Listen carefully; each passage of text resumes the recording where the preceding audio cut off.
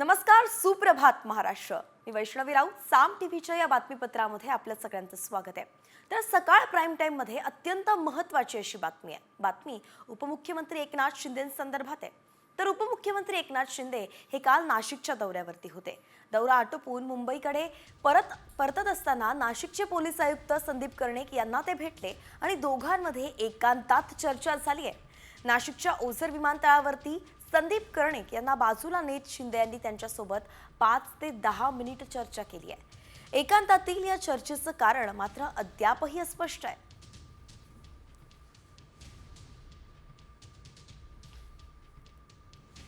आणि यानंतर वळूयात न्यूज पॉइंट 20 कडे. राज्यभरातील इतरही राजकीय बातम्या आहेत, त्या सगळ्यांचा वेगवान आढावा घेऊयात.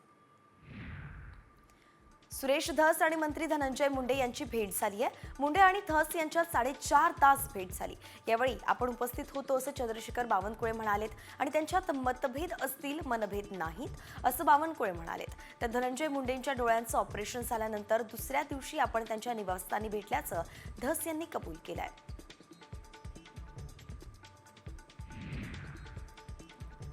बीड सरपंच संतोष देशमुखांचे बंधू धनंजय देशमुख अंतरवाली सराटीत पोहोचले.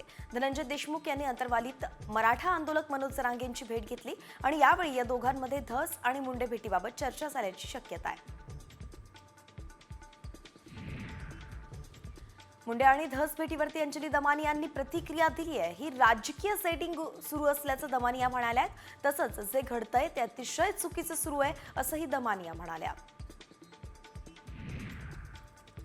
तर भाजप आमदार सुरेश धस आणि धनंजय मुंडेंच्या भेटीवरती आमदार जितेंद्र आव्हाडांनी सुद्धा जोरदार टीका केली आहे. दोघे 4.5 तास का भेटले असतील असा सवाल आव्हाडांनी उपस्थित केलाय. तर सुरेश धस धनंजय मुंडेंची भेट कशी घेऊ शकतात असा सवाल ठाकरे गटाच्या उपनेत्या सुषमा अंधारेंनी विचारलाय. बी टीमचे लोक आरोपीला मदत करतायत. अजून बरेच 6 आरोपी आहेत. डीसीआर तपासा असा आरोप आता भाजप आमदार सुरेश धस यांनी केलाय. मंत्री धनंजय मुंडेंच्या राजीनाम्याच्या मागणीवरून अंजली दमानिया यांनी उपमुख्यमंत्री अजित पवारांवरती तोफ टाकलेली आहे. वाल्मिक कराडच्या अटकेनंतर त्यांची बी टीम सध्या कार्यरत आहे आणि बीडचे पालकमंत्री हे अजित पवारच आहेत. त्यामुळे त्यांच्यावरती कारवाई करण्याची मागणं चुकीचं आहे अशी खोचक प्रतिक्रिया अंजली दमानिया यांनी केली आहे.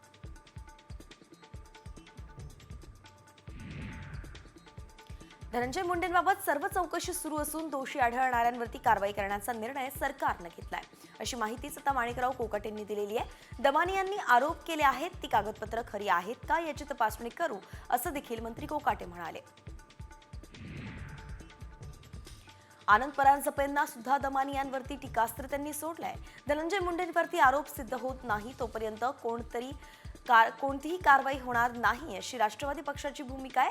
त्यांनी दिलेली कागदपत्र हाच पुरावा आहे हे मानण्याची गरज नाही. त्याच आरोपकर्त्या आणि त्याच वकील आणि त्याच न्यायाधीश असल्यासारखं वागतात अशी टीकाही परांजपेंनी घेतली आहे. अजित पवार गटाचे प्रवक्ते प्रशांत पवारांनी नागपूरमध्ये अंजली दमानियांवरती एकेरी भाषेतून सडकून टीका केली. दमानिया रोज डॉक्युमेंट देणाऱ्या बाई आहेत आणि या महाराष्ट्रात प्रत्येकाच्या विरोधात सुपारी घेऊन काम करणाऱ्या महिला आहेत. त्यांच्याकडे कागदपत्र आहेत तर त्यांनी थेट कोर्टात जावं असा सल्लाही प्रशांत पवारांनी दिलाय. बीड सरपंच संतोष देशमुख हत्या प्रकरणातील आरोपी सुदर्शन घुलेला कोर्टानं 14 दिवसांची न्यायालयीन कोठडी सुनावलेली आहे. पोलिसांनी घुलेच्या आवाजाचे नमुने घेतले असून यामुळे त्याच्या अडचणीत चांगलीच वाढ होण्याची शक्यता आता वर्तवली जाते. अश्विनी देशमुख यांच्या नोकरी विषयावरती आम्ही आधी घरात चर्चा करू असं धनंजय देशमुख म्हणालेत. आरोपी सुदर्शन घुले केज कोर्टात आला तेव्हा त्याच्या समर्थकांनी कोर्टाबाहेर गर्दी केली आणि त्यामुळे माझ्या कुटुंबाला संरक्षण देण्याची मागणी राष्ट्रवादी जिल्हाध्यक्ष राजेश्वर चव्हाणांकडे केली असल्याची धनंजय देशमुख म्हणालेत. राज्याचे कृषी मंत्री माणिकराव कोकाटेंनी धक्कादायक विधान केलंय. कृषी मंत्र्यांनी शेतकऱ्यांबाबत बोलताना उपकाराची भाषा केली आहे. भिकारी सुद्धा 1 रुपयाची भीक घेत नाही, आम्ही तर 1 रुपयात पीक विमा देतोय असं वादग्रस्त विधान कृषी मंत्री माणिकराव कोकाटेंनी केलंय.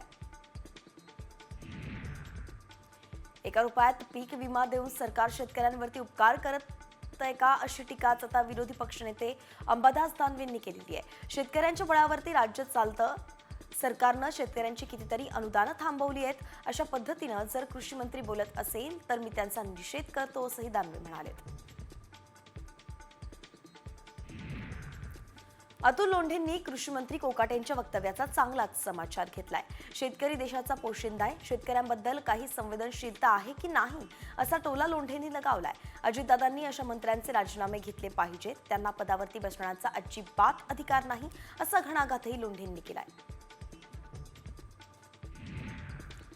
राज्यात आता ₹1 पीक विमा बंद होण्याची शक्यता आहे. तसे संकेतच कृषी मंत्री माणिकराव कोकाटेंनी दिलेत. राज्यात पिकानुसार विम्याचा हप्ता ठरवण्याचा पर्याय सरकारसमोर असल्याचं ते म्हणालेत. त्याबाबत सर्वांशी चर्चा करून निर्णय घेता येईल अशी सुद्धा माहिती कोकाटेंनी दिली आहे. मुख्यमंत्री कक्षाच्या धर्तीवरती राज्यात कृषी मंत्री कक्षाची सुद्धा स्थापना केली जाणार आहे. ही माहितीच आता कृषी मंत्री माणिकराव कोकाटेंनी अमरावतीत दिली आहे. या कृषी मंत्री कक्षात येणाऱ्या शेतकऱ्यांच्या सूचनांची 24 तासात दखल घेणार असल्याचं आश्वासन कोकाटेंनी दिलंय.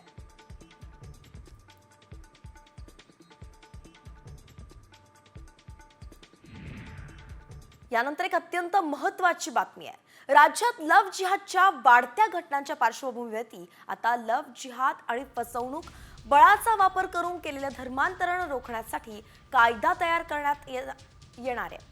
राज्य सरकारनं पोलीस महासंचालक यांच्या अध्यक्षतेखाली एक विशेष समिती गठीत केली आहे आणि ही समिती राज्यातील सध्याची परिस्थिती जी आहे तिचा आढावा घेत अभ्यास करून लव्ह जिहाद, फसवणूक आणि बळाचा वापर करून केलेले धर्मांतरण याबाबत उपाययोजना सुचवून कायद्याचा मसुदा तयार करणार आहे. त्यामुळेच लव्ह जिहादच्या विरोधात कायदा करणारं महाराष्ट्र हे देशातील 10वं राज्य ठरणार आहे.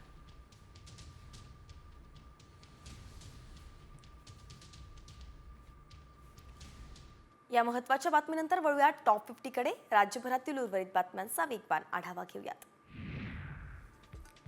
मुंबईत सर्वोच्च न्यायालयाच्या निर्णयामुळे पीओपीच्या मूर्तींसाठी कठोर बंदी कायम राहणार असून पालिकेकडूनच मोफत माती उपलब्ध करून दिली जाणार आहे. यासाठीची नोंदणी प्रक्रिया 1 मार्चपासून सुरू होईल अशी माहितीच पालिका अधिकाऱ्यांनी दिली आहे.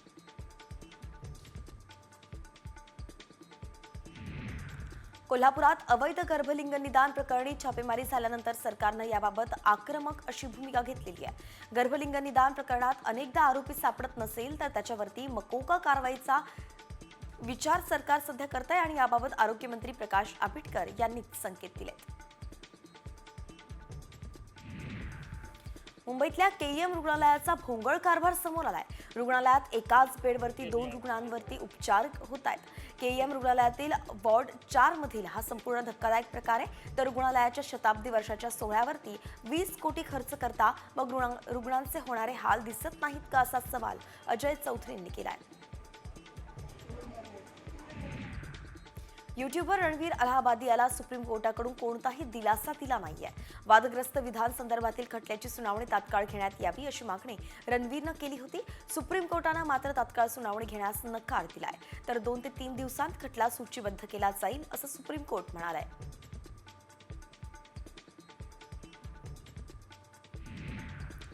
मुलुंडच्या न्यू इंडिया बँकवरती आरबीआयनं निर्बंध लादल्यानंतर या बँकांच्या अनेक शाखा बंद असल्यानं भीतीचं वातावरण निर्माण झालंय. बँकेच्या बाहेर अनेक ठेवीदार विचारणा करण्यासाठी उभे आहेत, पण त्यांना कुठलीच माहिती मिळत नसल्यामुळे ठेवीदार संतप्त झालेत.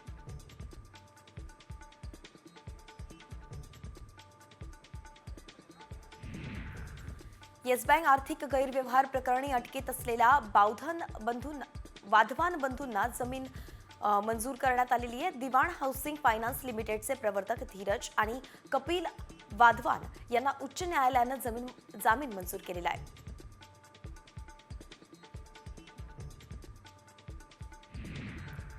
महाराष्ट्राचे मुख्यमंत्री देवेंद्र फडणवीस यांनी पत्नी अमृता आणि मुलगी दिविजा यांच्यासह प्रयागराजच्या कुंभमेळ्यात सहभाग घेतला. गंगा नदीच्या किनारी आरती केल्यानंतर मुख्यमंत्री फडणवीसांनी त्रिवेणी संगमात पवित्र स्नानही केलं.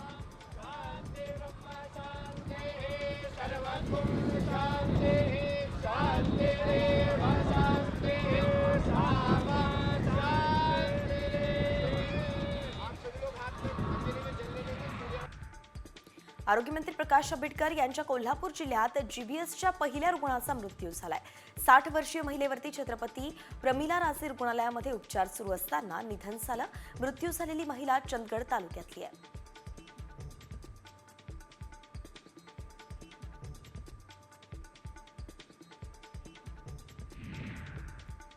नाशिकच्या त्र्यंबकेश्वरमध्ये हिवाळी गावच्या आदिवासी विद्यार्थी एकाच वेळी दोन्ही हातानं 2 वेगवेगळ्या भाषा लिहितात.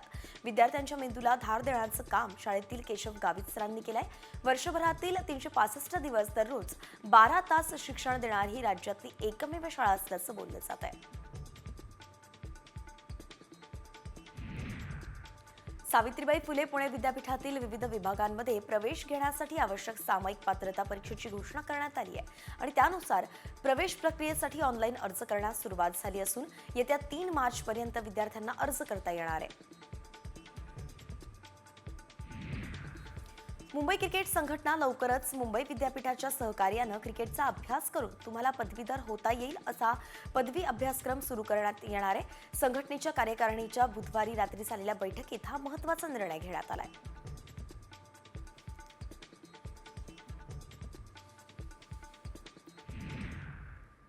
आणि यानंतर एक महत्त्वाची बातमी पाहूया. रोजच्या जेवणातील डाळ आता स्वस्त झाली आहे, त्यामुळे गृहिणींना मोठा दिलासा मिळालाय. तूर डाळ, चणा डाळ तसंच उडीद डाळीच्या दरात घसरण झाली आहे. तूर डाळ 50 ते 60 रुपयांनी, तर चणा डाळ 15 ते 20 रुपयांनी आणि उडदाची डाळ 5 ते 7 रुपयांनी स्वस्त झाली आहे. कर्नाटकमध्ये तूर डाळीची लागवड मोठ्या प्रमाणावरती झालेली आहे. मराठवाडा, विदर्भ आणि गुजरातमधील तूर डाळीचा हंगाम सुद्धा सुरू झालाय.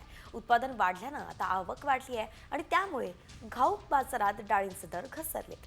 येत्या काही दिवसांत आवक वाढण्याची शक्यता असून दरांमध्ये आणखी घट होण्याची शक्यता आहे.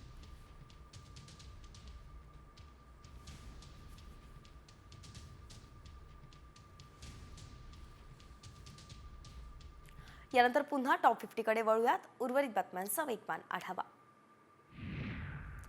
अंबरनाथमध्ये चड्डी गँगनं लादीनाका परिसरातील एका हॉटेलमध्ये चोरी केली आहे. चोरट्यांनी पत्र तोडून हॉटेलमध्ये प्रवेश केला. यावेळी चोरट्यांनी काउंटरमधून 70,000 रुपये चोरून नेले आणि या प्रकरणी अंबरनाथ पश्चिम पोलीस ठाण्यात गुन्हा दाखल करण्यात आलाय. पोलीस सध्या या चड्डी गँगचा शोध घेत आहेत. जितेंद्र आव्हाडांसमोर महिलेनं अंगावरती रॉकेल ओतून आत्मदहन करण्याचा प्रयत्न केलाय. मुंबईमध्ये रस्ता रुंदीकरणात भर जात असल्यानं शासनानं योग्य मोबदला द्यावा अशी मागणी महिलेनं केली आहे. पोलिसांनी महिलेला रोखल्यानं मोठा अनर्थ टळलाय.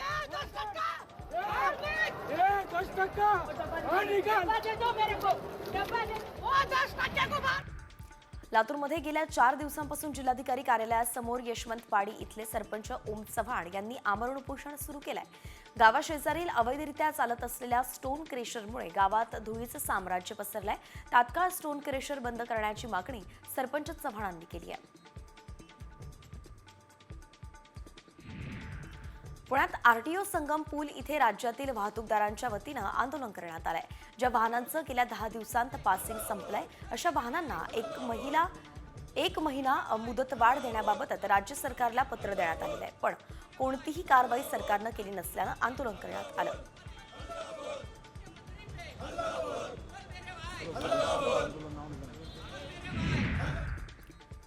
नंदुरबारच्या केलापाणी गावात हंडाभर पाण्यासाठी आदिवासी महिलांना 4 ते 5 किलोमीटर जीवघेणा प्रवास करावा लागतोय.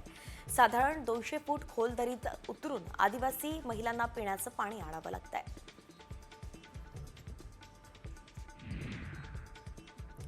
धावत्या रेल्वेतून अचानक गायब झालेल्या भारतीय सेना दलातील भंडारामधील जवान मुकेश सिंग गौड याचा अखेर 13 दिवसांनी शोध लागलाय. मध्य प्रदेशातील बैतूल जिल्ह्यातील चिंचोली गावात तो स्थानिक नागरिकांना आढळला. डोंबिवलीच्या शास्त्रीनगर रुग्णालयामध्ये प्रसूतीनंतर महिलेचा मृत्यू झाला होता. या प्रकरणी हलगर्जीपणा करणाऱ्यांच्या विरोधात गुन्हा दाखल करण्याचं आश्वासन महापालिका आयुक्तांनी पत्राद्वारे दिलंय. या प्रकरणी 3 जणांची समिती नेमणार असून 3 दिवसांत चौकशीचा अहवाल येणार असल्याची माहितीही समोर आली आहे.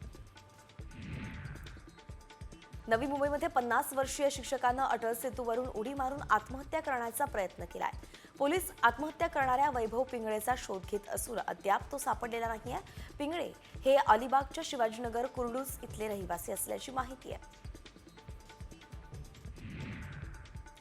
वाशिमच्या कारंजा शहरातील सावळकर चौकात दुचाकी आणि टिप्परचा भीषण अपघात झाला। या अपघातात दुचाकीवरील 2 जणांचा जागीच मृत्यू तर 1 जणाचा उपचार दरम्यान मृत्यू झालेला आहे। अपघात इतका भीषण होता की दुचाकी पूर्णपणे चिरडली गेली।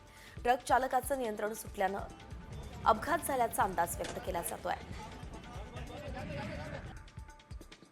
मुंबई आंतरराष्ट्रीय विमानतळावरून तब्बल 6.25 कोटी रुपयांचं सोनं जप्त करण्यात आलंय। या प्रकरणी DIRनं 3 इराणी प्रवाशांना अटक केली आहे। दुबईवरून आलेल्या या इराणी प्रवाशांकडून 6.28 लाख किमतीच्या 7.147 किलो वजनाच्या 7 सोन्याच्या विटा जप्त करण्यात आल्या।